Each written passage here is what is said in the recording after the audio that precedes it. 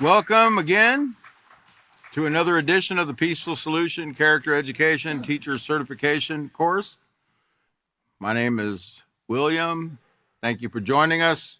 You can be seated if you're with us here at the headquarters of the Peaceful Solution, and if you're joining us online, welcome. Thank you for joining us. And if you're on Facebook, you can go to the top of the page of our official Peaceful Solution page, and you can go, there's a drop-down menu there where you can download the manual that we're in tonight, which is the Building Moral Excellence unit of the Peaceful Solution. It's the first in a series of high school units that are yet to be completed, but eventually we'll get there, right? We're on chapter, let's see, sorry. We're on chapter 3, maintaining our positive character. Last class, we finished the first step where we were going into the second step of maintaining a positive character, if you recall, about evaluating your choices. And I opted not to go into it because I knew I wouldn't finish it, but we got it tonight, and we'll get there tonight after we review just a little bit. But first, let's go back to the lesson plan and see what we're going to be focusing on here.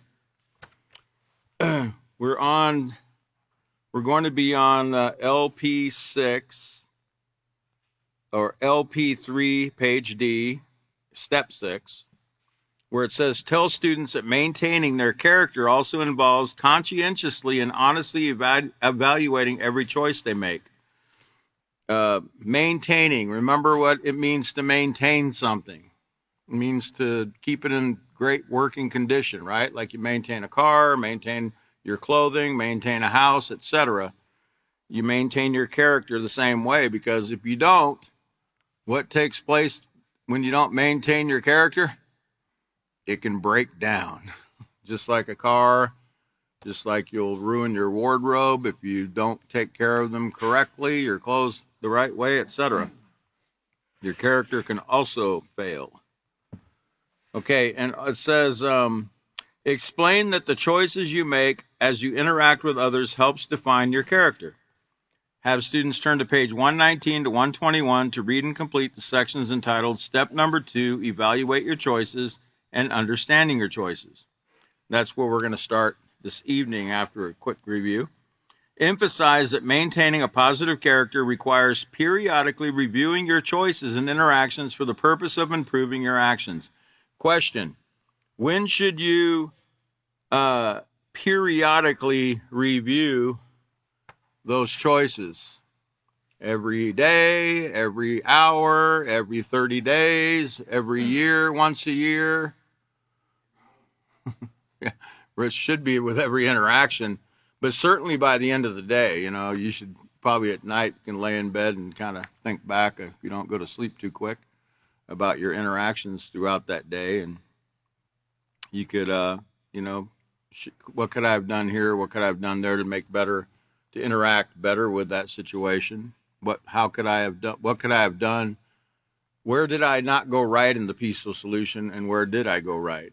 In other words, give yourself some credit, but don't give yourself too much credit. Always remember, you're critiquing yourself for the purpose of bettering yourself, not to be down on yourself, not to kick yourself and say, I'm so stupid, I can't do anything right, I'm never going to get this, etc. You don't want to be thinking negative about anything, but you want to give yourself an honest evaluation. It says, the exercise is what character traits do you need to improve on, found on page 122, can also be assigned for homework. So with that, let's flip over to where I just want to briefly go to 115, where it talks about things we can do to keep us from acting impulsively. Remember some of the things we learned in the last class about replacing those negative thoughts with positive thoughts. Taking the deep breath and counting to 10, 20, and 30, turning and walking away when it's appropriate, finding someone who will listen to you and will advise you on positive choices, and think of the consequences of your choice. This is so you don't act impulsively. In other words, always think about the consequence of what you're getting ready to do or say. And not only to yourself, but to that other person. Because it's not just about us. Remember, there's a ripple effect. It says, and then we learned about you can change the way you think. We learned about the hot thoughts versus the cool thoughts. And on page 116, it said if we find ourselves thinking hot thoughts, it's time to stop and consider the feelings and actions, what they can lead to. Remember, I showed you that big nuclear explosion. That's what it can lead to. And that's what it'll eventually lead to. And by the way, I got to correct the name I gave up here last class. It was I mentioned a woman that was an expert on nuclear weapons and the harmful effects of nuclear weapons. Her name was Annie Jacobson, not Susan. I think I said Susan. So I apologize to Miss Jacobson there. Remember, it says, whatever it takes, calm down. But whatever you do, don't act impulsively. Replace those hot thoughts with the cool thoughts. Try to calm down. Try to do what it said. Count to 10, 20, 30. Whatever it takes to calm down. And remember, in today's world, in an instant, something can take place, that can trigger an incident.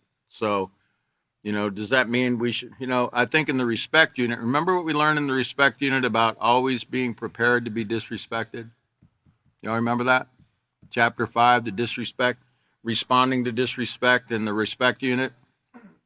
It talked about, what should you always walk around with a chip on your shoulder saying, all right, somebody's going to disrespect me today, man, I better watch out. No, it's not like that. It's just be aware that not everyone is learning, cares to learn, or is practicing the peaceful solution, but you are.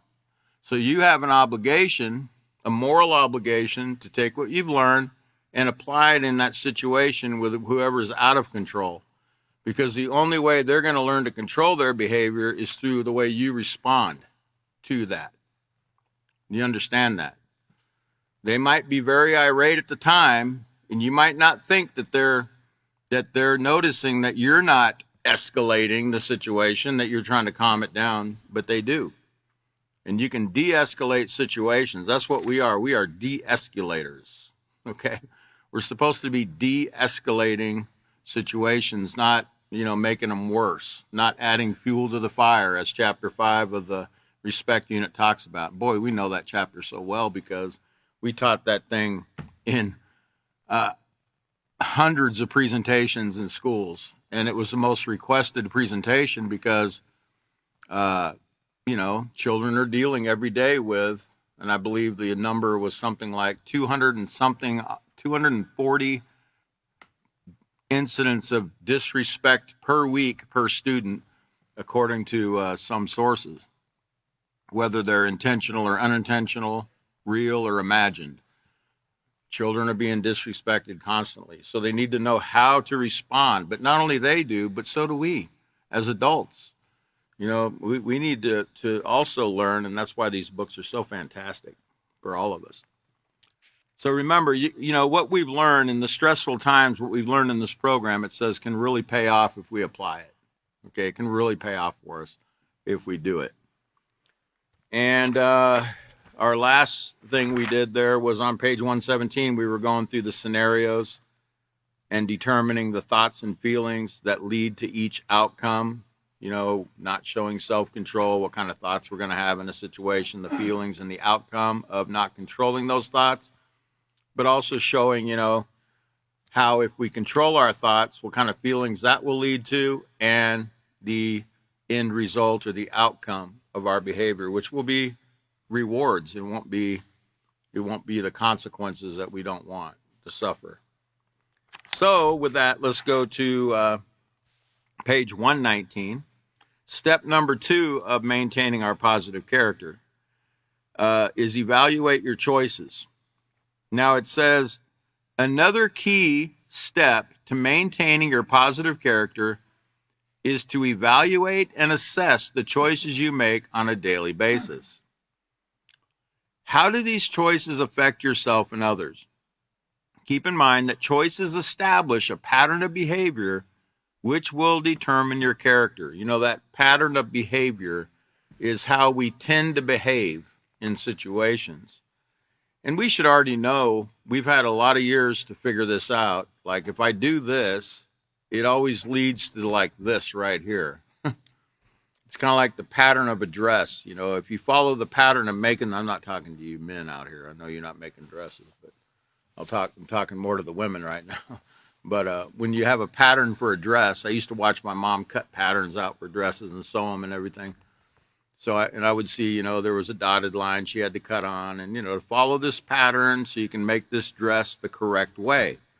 Well, it's the same thing with our character. There's a certain pattern we have to follow, instructions that we have to follow in order to build a positive moral character that's not faulty, that's solid, that's firm, it's not shaky, it's guaranteed to bring peace to yourself and everyone in the long term. Not possibly at that second, right? It could de-escalate a situation, you know, immediately, but some things you're not going to notice right away. You know, the choices that we make, sometimes you don't see the results for many, many years. Okay. And I've seen how that works. Okay. Firsthand. But I've also seen immediate consequences, okay, for my behavior as well, okay, whether it's positive or negative. So just remember, you know, about this pattern of behavior. Your pattern of behavior, whether positive or negative, is going to determine your character. It's going to determine our character, whether it's positive or negative, our choices. So let's go ahead and put up the first visual for everyone. We're going to do an evaluation. So what I want you to do is get a pencil out, and I want you to write down yes, maybe, or no on all of these. So in the end, we can go back and we can remember which ones are which. So it says, number 1, you find a valuable item and you can identify the owner. You would make every effort to return it. Yes, maybe, or no. And now be honest now. If you're going to do an evaluation, you got to do an honest evaluation, okay? Be honest with yourself, okay? You know, it's not like you're going to get in trouble. There's not some kind of peaceful solution police going around looking at your paper and saying, oh, well, really? You wouldn't turn that in? Okay, come with me. We're not doing that. It's up to you to police yourself, okay? It's called self-control. We're not into control. We're not control freaks here. So, yes, maybe, or no. Next one. Next slide.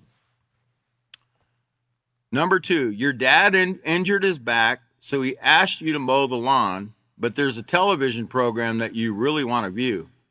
You would give up watching the program and mow the lawn. Yes, maybe, or no. Dun, dun, dun, dun, dun, dun, dun. Dun, dun, dun, dun, dun, dun, dun, dun. Oh, wait. This isn't Jeopardy. Hold on. Okay, so you all done? Next one. Your classmate embarrassed you in front of the class, just like I embarrassed myself with my singing just now. Your classmate embarrassed you in front of the class. Later on, he acted as if nothing had occurred and asked for your assistance in studying for the next exam. You would forgive him and help anyway. Yes, maybe, or no. Think about it carefully. Don't say it out loud. Just write down yes, maybe, or no for number 3. Because it's important to write the number too, so you can match at the end. You'll see why it's important to write the number and yes, maybe, or no next to that number, okay? Okay, so next scenario. You had been given permission to visit with a friend when your mother asked you to do some extra chores. You reminded her that she had already given you permission to leave, but she insisted that you do the chores anyway. You would respect your mother by not arguing and postpone your plans to visit your friend. Yes, maybe, or no. Okay, let's go to number 5. You left the door open, the dog entered and soiled your mother's new carpet. She automatically blamed your little brother for leaving the door open and took away his TV privilege. You speak up and take responsibility for your actions. Yes, maybe, or no. Okay, let's go to number 6. You are planning to audition for a part in the school play. Rumor has it that an upperclassman was sure to get the part. You would audition anyway. Yes, maybe, or no. Don't say it out loud. Just write it on your paper. Where's your pen, young man? Write it down. Okay, number 7. You find a valuable item and the owner cannot be identified. You would make every effort to find the owner by advertising in Lost and Found and putting up signs around your neighborhood. Yes, maybe, or no. Let's go on to number 8. Jake is one of your classmates. He has a hearing impairment and a speech impediment. Your group of friends jeered and laughed when he fell. You would ask them to stop and assist him, even though it might cost you their friendship. Yes, maybe, or no. Number 9. You were asked to organize a school function. After several hours of planning, you submitted your recommended schedule of activities. However, the president over the project neglected to give you some pertinent information and asked you to redo the schedule. Thinking the new information would make the function even better, you would redo it, even though it means several more hours of work. Yes, maybe, or no. Number 10. Someone bumped into you in the hallway, causing you to drop your books. To top it all off, he did not even apologize. You would calmly pick up your books and not resent him for it. Yes, maybe, or no. Number 11. Traffic is moving slowly, and you know you're going to be late for school. Rather than getting upset and driving carelessly, you take your time and go with the flow of traffic. Yes, maybe, or no. And finally, number 12. You have an after-school job at the local dry cleaners. Your friends ask you to accompany them to the mall, explaining that one of the stores you frequent most is having a one-day sale. You would go to work anyway and miss the sale. Yes, maybe, or no. All right. So, with that, now let's go ahead and we're gonna do an assessment. That is part of the assessment. We're gonna find out the things that we need to work on, and we're gonna get further instruction on what we need to do here on page 1. We're on page 121 right now. Those questions started on page 119, and now we're on page. We're actually on page 121. So let's look at understanding your choices that you just wrote down. It says, how did you do? Each of the previous scenarios is indicative of a specific character trait. If you answered yes to scenarios 1, 5, and 7, so this is why you should have wrote 1, 5, and 7, and yes, no, or maybe next to those numbers so you could evaluate this without having to go back and look. 1, 5, and 7 shows, if you said yes, this shows that you are honest and trustworthy. And so therefore, your test is over. Correct? You're okay now, right? No. You're going to be tested daily by the moment, to be honest, right? But overall, you have an honest, trustworthy character. Okay. If you answered yes to scenarios 2 and 8, remember that was the one with the boy that was embarrassed in the class and the one that got his books knocked over.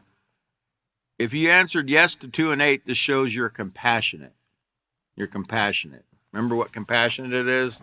I'm going to read you on page 20. I'll read you these character traits as we're going through them, but so that way we can remind ourselves. Remember, honest actually meant being fair. Honest and trustworthy means being fair, straightforward, and sincere in keeping your promises. And, you know, when you promise, you have to cross your fingers, or, I mean, you have to raise your hand up, right? And you have to swear. Is that a promise? Is that how you promise? Boy Scout honor? Didn't have your fingers behind your back crossed, you know, and so you don't have to keep your word. Is that how we did it? That's how we did it when we were young, right? That's not how you do it if you want a positive moral character. Do you know what a promise is? It's whatever comes out of your mouth. If you say you're going to do something, make sure you do it or don't do it, whatever you say, right? That's why it's best not to say it before we think about it first. That requires self-control, because a lot of us just want to say, "Oh yeah, I can do it. I can do that." And then our mouth writes checks that we can't cash. Right? To put it nicely. That's what takes place. Sometimes our mouth writes checks that we can't cash. And guess what? If we don't do what we say, are we gaining trust? No, we're not. We're not honest, and we're not trustworthy, and we're not showing self-control in that situation either. So we got to restrain our lips. Okay, so compassionate. Let me read that one to you on page 20. Compassionate means to care about the needs of others. To care about the needs of others. That means you go, you know, you find somebody under a bridge and you give them a $5 bill. No? No, because we learned in the character unit, remember, that there was a boy that saw a man that needed help, and it told him that he needed to go to, there's authorities that are in place in town that can help the homeless, right? They have soup kitchens, they have Salvation Armies, they have all these different places that are there to help those kind of people. You can actually let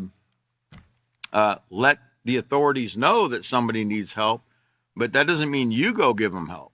You don't say, "Hey, you can come to my house and spend the night." Or people have done that.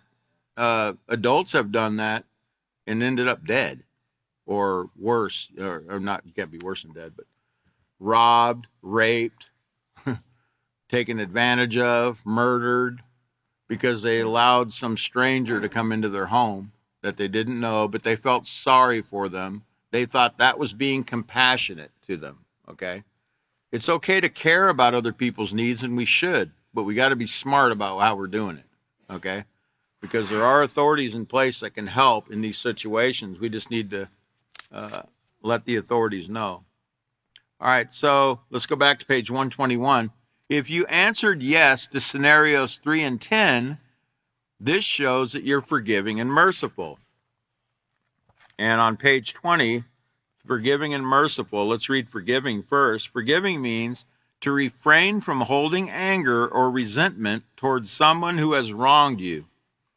So, anger or resentment, you know, that feeling inside, you know, like that resentment is like a grudge. It's like a ill feeling you have toward a person whenever you think about them, right?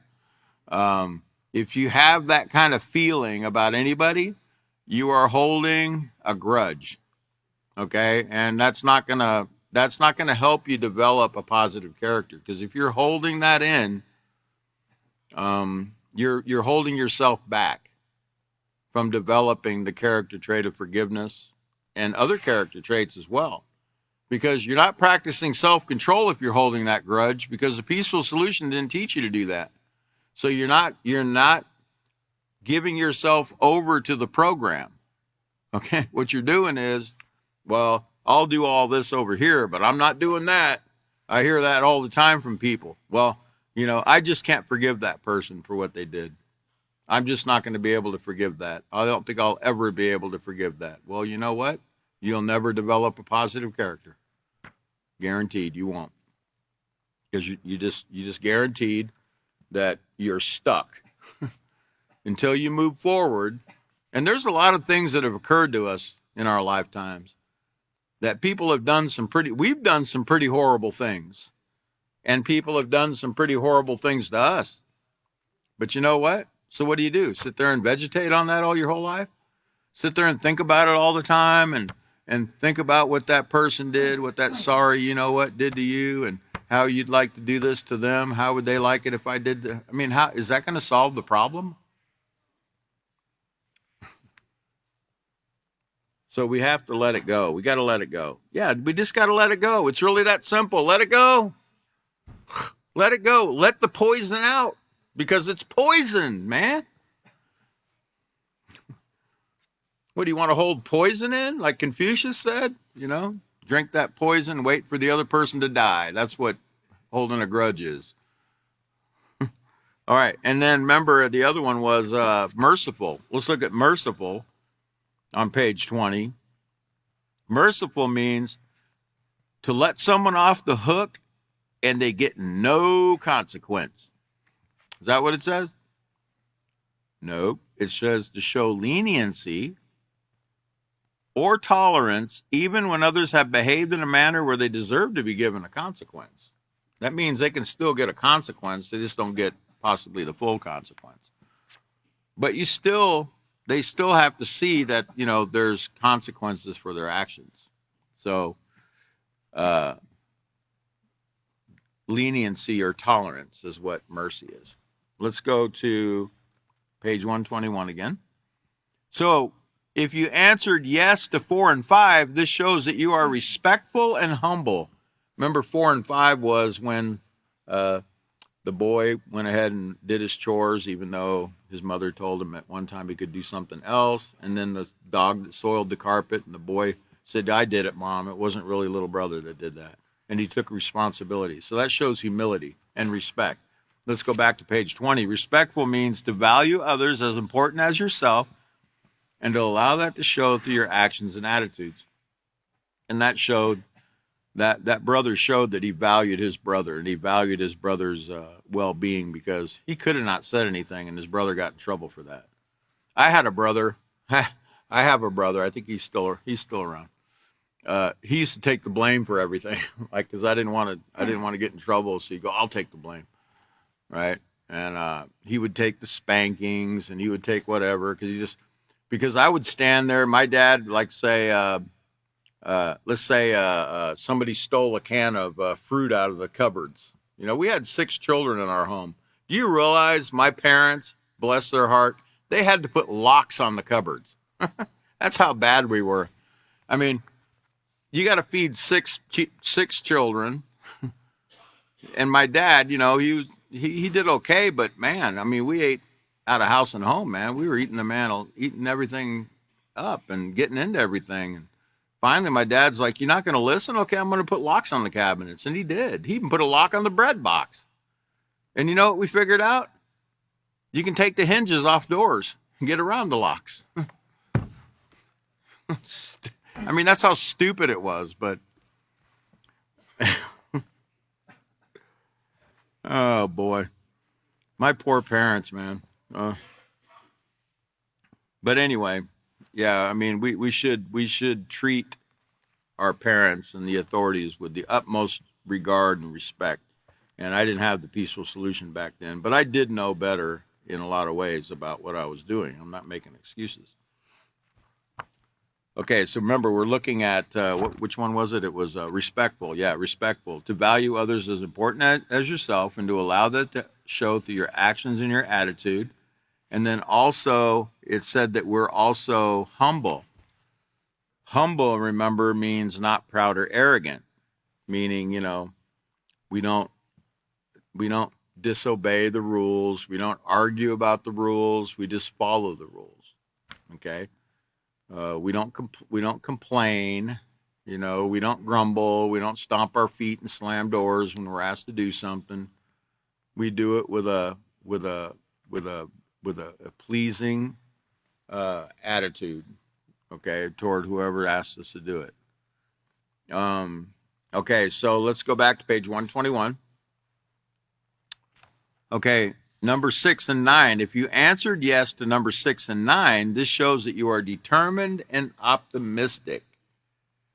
That was the one, I believe, where, oh boy, y'all remember 6 and 9?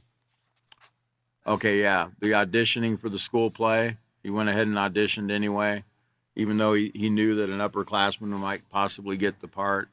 And then the guy that was organizing for the school function, he had to work extra hours, and he was willing to do it so he could make the function better. Remember, that shows determination and being optimistic. Okay, back on page 20, determined means let's see, where's determined? Determined, where are you? I'm determined to find it. Anybody see it? What number it is? Where's determined?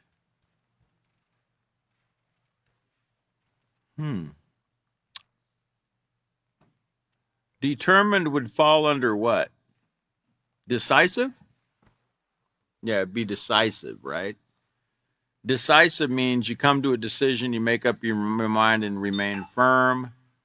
Determined also falls under steadfast and persistent, because when you're determined not to give up or change what you set out to accomplish, so it would fall under steadfast and persistent, but also decisive because you don't change your mind, you follow through with it. Okay, and let's go back to page 121 on number 10 and 11. If you said yes, if you answered yes, it shows you have self-control and you're patient. Remember, self-control is not yielding to impulsive thoughts and actions. And patient means demonstrating self-control and remaining calm through setbacks or when things don't go our way. Okay, and then number 12, if you answered yes to number 12, it shows that you're reliable and responsible. Reliable and responsible. And we just finished a whole unit on responsibility, so that should be fresh in your mind. Reliable means you can be dependent on when you give your word and in all your actions. Okay, you can be dependent on. People don't have to worry about whether you're going to follow through with what you said. Okay, they have full confidence in you. And responsible, remember, means on page 20,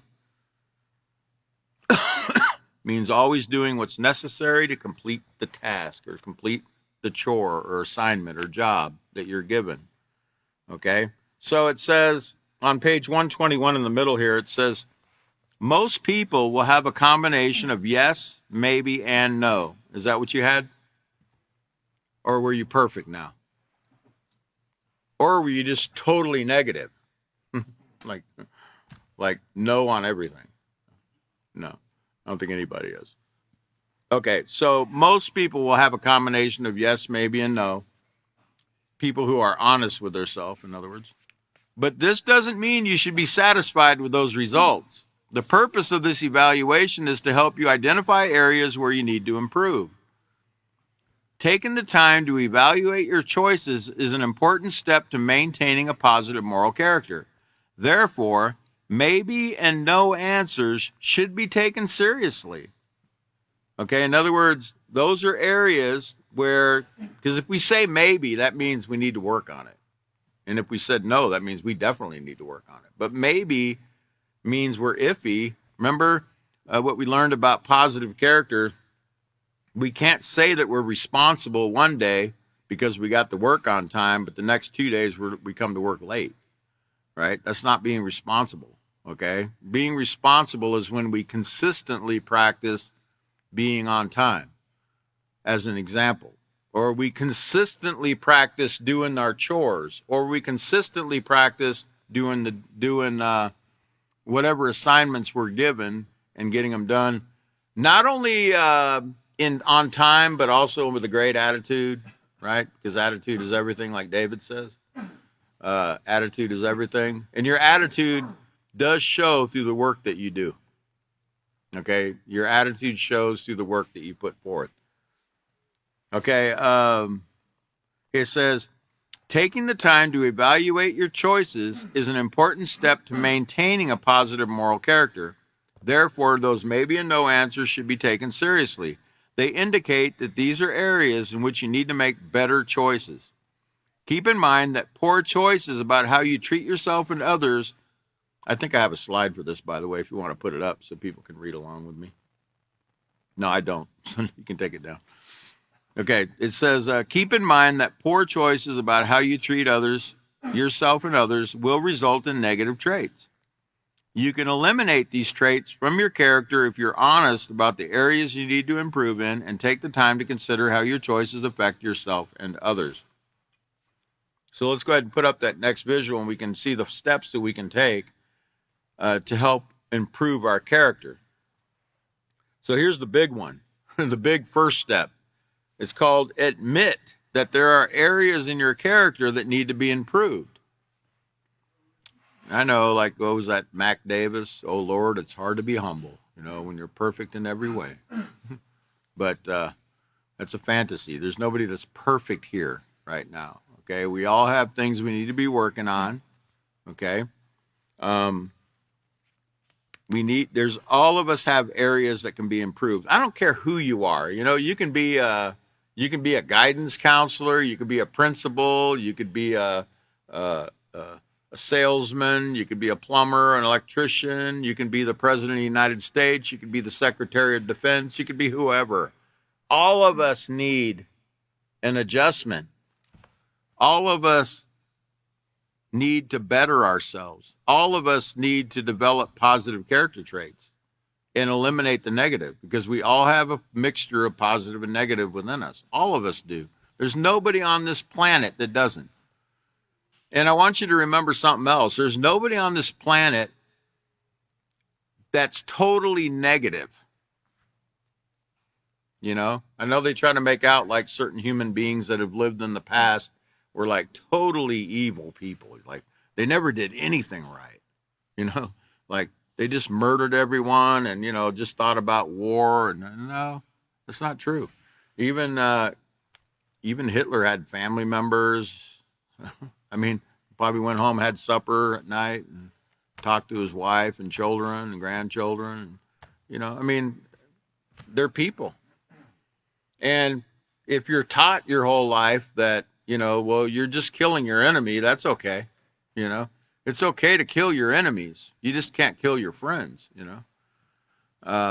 If you're taught that, like we're all taught that when we're in public schools and in our society, everyone's taught that way. As long as you have a license to kill, it's okay. I remember Timothy McVeigh. Y'all remember Timothy McVeigh, the Oklahoma City bombing back in 1993, I believe it was?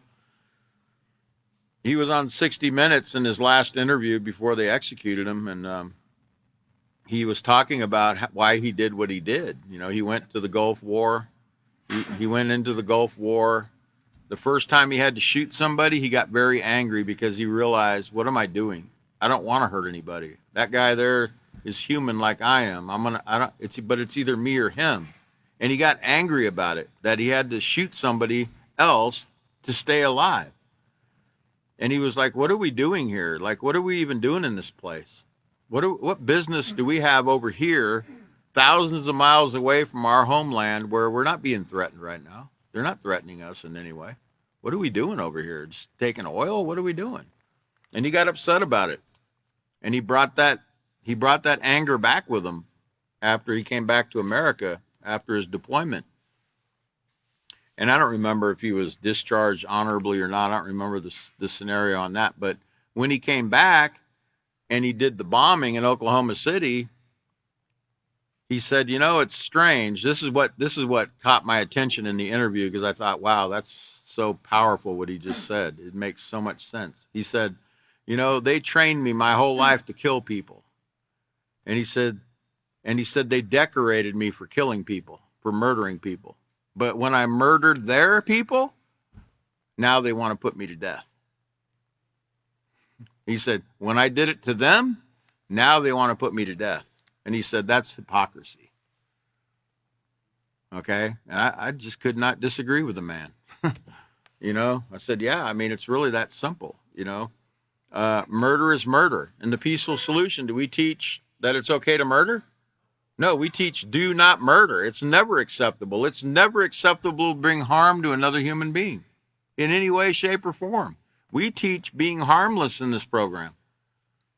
We teach not even to bring harm mentally to anybody, okay, let alone physically. We teach not to bring harm to animals. We teach not to bring harm to, I'm not talking about for food, and we don't harm them for food. There's a humane way of downing an animal to eat it if you want to eat it, okay? And that's a whole nother story. I think we went over some of those things back in the self-control unit when we talked about the mad cow disease and things. But nonetheless, we even teach respect for the dead. We teach respect for everyone, for all life, microorganisms that you can't see, things you can and can't see. Remember everything we learned in the respect unit, okay? So it's never acceptable. I'm sorry. It's never going to be acceptable for you to say, I did that to that person because they did this to me. It's never going to be acceptable for any of us to bring harm to anybody for any reason.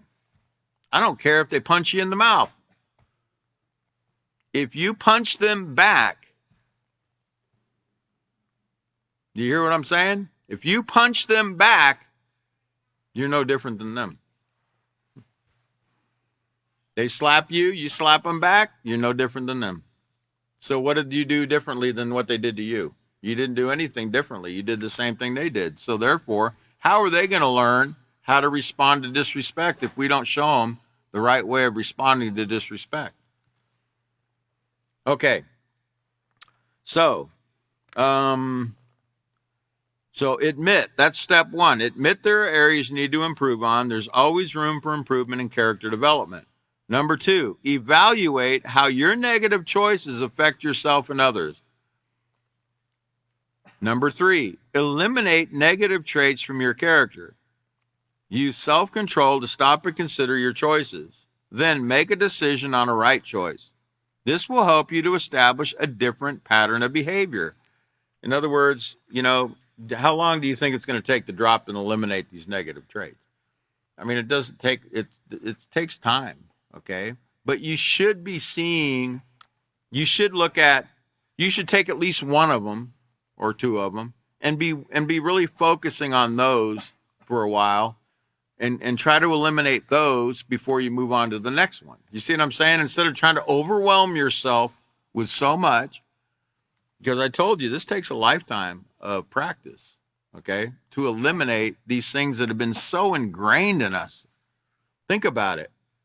These things have been programmed into us from before we were even born. These were programmed into us. We have to overcome a lot. Genetics that were passed down to us. We're literally bombarded all day long with negative influences that are trying to get us to go against what we've learned in the peaceful solution. Every way, shape, or form trying to get us to go against this. Trying to make us think, you know, this is crazy, man. Really? Look at the world, you know, they're getting ready to blow themselves up. You think we're going to bring peace to these people? No, I don't think anything. I know we're going to. I know we're going to. Okay? It's not about thinking anything. Guess my clock needed to tell me what time it was. Sorry about that. Um, no, we know we're going to. Now, is that being proud and arrogant? No, it's just being bold, determined, because it's possible. If everybody in the world right now sat down in their own language in their own home for like 1 hour and tuned in, and we had a interpreter for every language, and they just listened to the would you say these elementary principles of the peaceful solution, right? There's nobody that could disagree. Nobody disagrees with these peaceful principles. Nobody disagrees with it. And if we really got them to sit down and think about it, they could see, yeah, hey, we could actually all be living like kings and queens if we decided to give peace an opportunity. Because all the money we're spending on war right now, how much are we spending on war in America right now? What is it? Well, how much is it, Michael? 2 trillion? What was the last budget? It was 800 billion, something like that. I mean, that's close to $1 trillion right there a year in weapons. Now, can you imagine what we could do? I can imagine. No, I can't imagine it, but I know we could blanket the earth many times over with $1 trillion with the peaceful solution. We could have teachers everywhere. We could have books everywhere. We could have media everywhere to teach this program if we had that kind of money. So if they took that much money and they used that much influence that they're using now for war, you can imagine what could take place. Movie makers could start making movies that were positive instead of all the negativity. They could show what takes place if you make the wrong choice, right? We do that in the peaceful solution. We have videos that show, we have one that shows the results of school bullying. We have one that shows the results of not controlling yourself and somebody murdering somebody. And that's reality. Those are things that take place when you break the principles of the peaceful solution. So we show that, but we don't try to glorify that. We only show it as here's the consequence that can come if you do this. So Hollywood could do the same thing. Instead of glorifying the violence, they could actually show, well, if you don't do this, this is what can take place. Okay? And you could have some really great, think about the films that they could make, promoting peaceful solution, promoting peace. They could actually, you just can't imagine. And everybody could be living. Think about all the money we'd be saving, taxpayers would be saving. They wouldn't have to be shelling out all this money for war. Remember, the defense budget is only one part of the budget. You want to know the second biggest part? Health and Human Services. That means, all the sickness and disease, all the programs for that, all the food stamp programs, all the social programs that have been created to try to deal with all the problems that we're facing, and not one of them has brought a solution. Nothing's being fixed. It's a Band-Aid at the most, but it's not curing anybody. It's not fixing the problem. But if we took that money and we really educated people with it, now it's not pie in the sky. Like, we would still have to have certain people in prison, because certain people tell you that, I'll murder if you let me out of this place. I'll murder again. So we would have to still have prisons, and we'd still have to educate these people. It would take time. Some people's minds are gone. Okay? You know why? Because we didn't practice a peaceful solution. Remember, all disease comes from not practicing peace. Very that simple. So they took something into their body, an STD, and it's mainly STDs, sexually transmitted diseases that are causing the mental issues.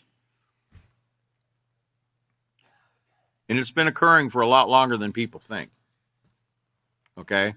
People's minds are not working correctly. Why? Because they're crazy? No. Because Our actions are causing people's minds not to work correctly.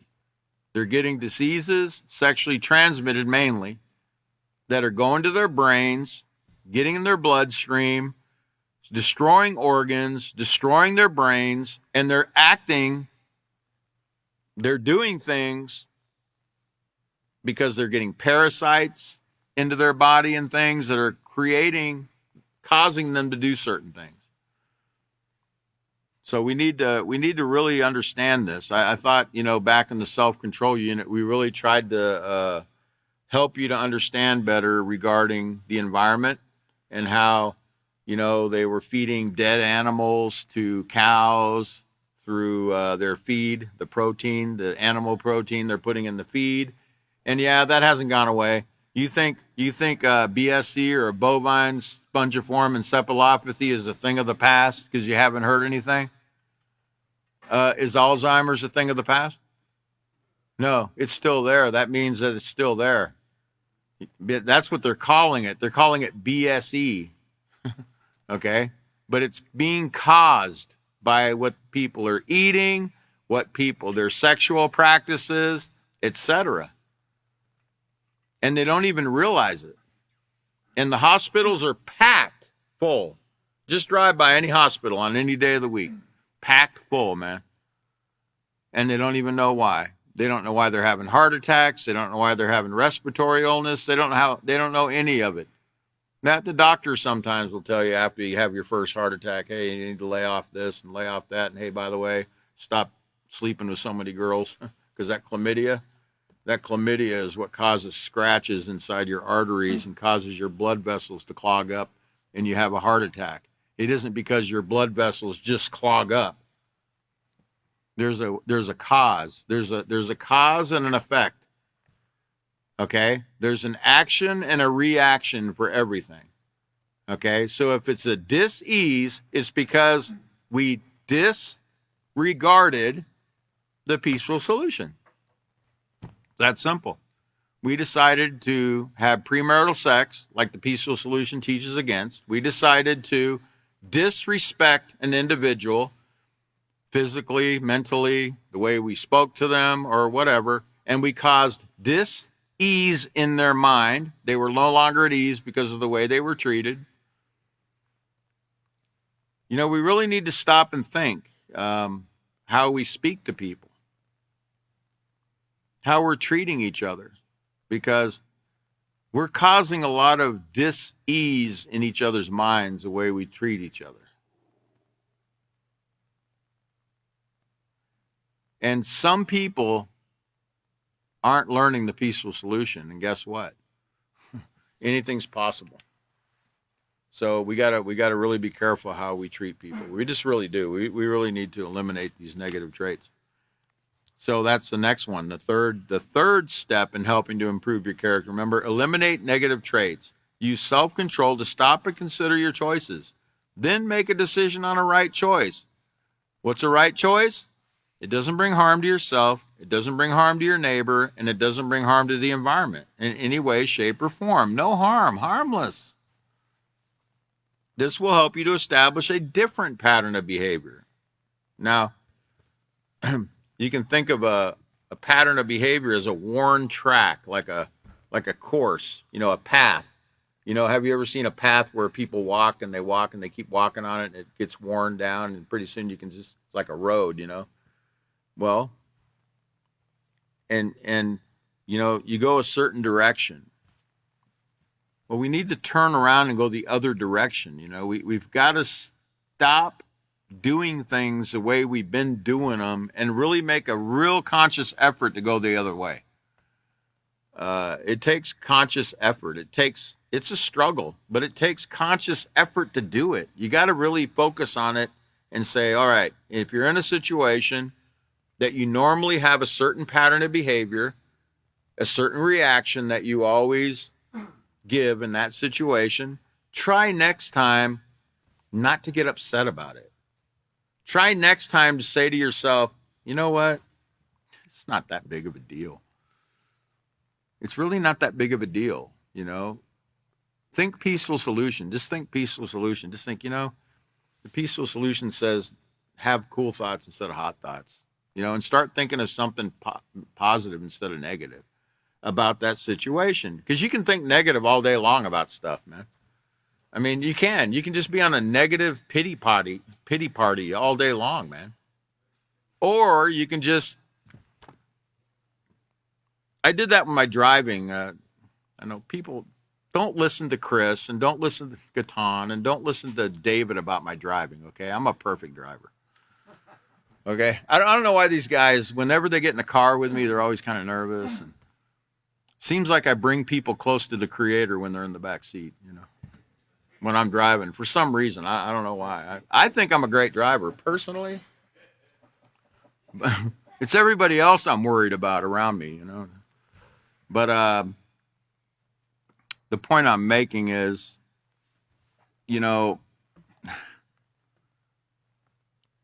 we just have to,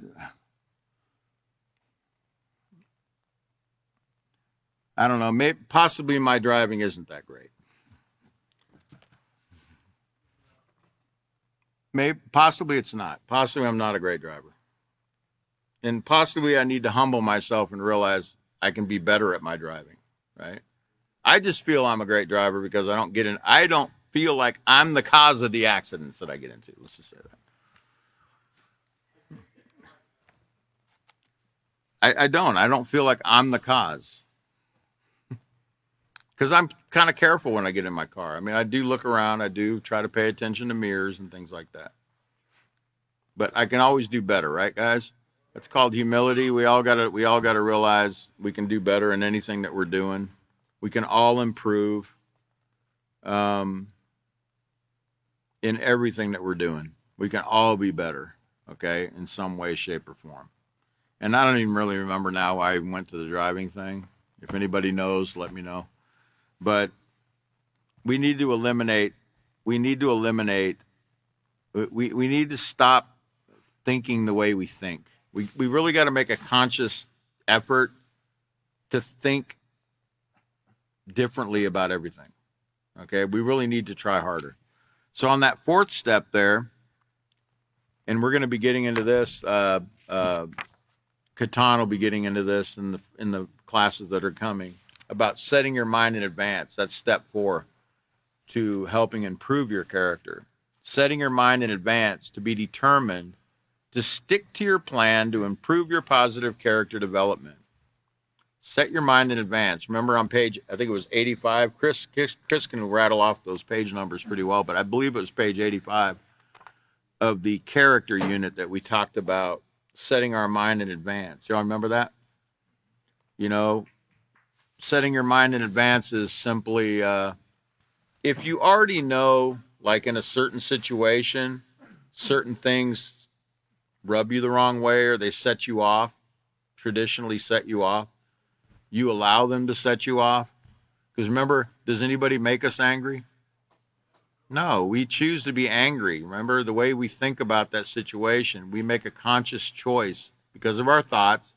Our thoughts lead to feelings, and our feelings, like anger, lead to actions. But we're making a conscious choice. Nobody's making that choice for us. If we know a certain situation rubs us the wrong way, or a certain person rubs us the wrong way, or, every morning we come to work and somebody, just kind of ignores us and they don't say, great morning or anything. Set your mind in advance to know, first of all, it's probably not going to be different tomorrow morning, right? So why are we expecting something different when we already know how it's going to be? So set your mind to next time not be thinking those negative thoughts the way you do about that particular situation. So your thoughts won't be negative, they'll be positive, and they'll turn to positive feelings, and you'll have positive actions and results. That's about setting your mind in advance. Set your mind to eliminate these negative thoughts, because it starts with our thoughts, right? Everything starts with the thought. If we can eliminate those, if we could just eliminate those thoughts, right, we can eventually start controlling our mouth, our hands, our feet, and all the members of our body, right? So Again, the next class, I'm out of time tonight, but the next class is going to be on Sunday, 12/8/2024 at 5:30 p.m. Central Standard Time. We are going to be, I believe it'll be Catan, unless there's a change. It'll be Catan. He'll be starting on, let's see, page one. Is it 122? Yeah, 122. And we'll look a little bit more about those character traits. He'll do probably a little bit of review and go into step 3 on page 123. Y'all have been a very great class. I hope you keep coming. It works. The Peaceful Solutions, the greatest program on the face of the earth, and it's the future of all mankind. So we'll see you in the next class. Have a great evening.